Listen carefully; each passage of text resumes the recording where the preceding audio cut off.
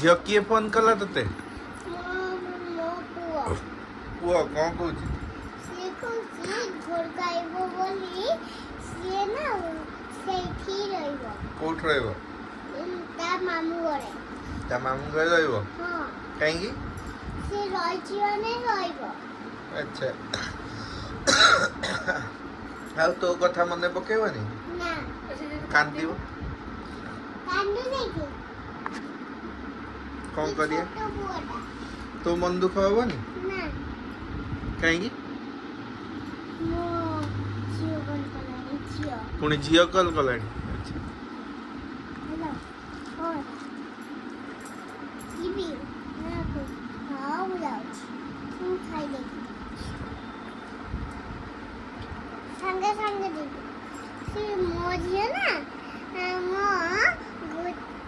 ମୋ ଝିଅ ତା ଘରେ ଅଛି। ଆଚ୍ଛା। କଣ ମୋ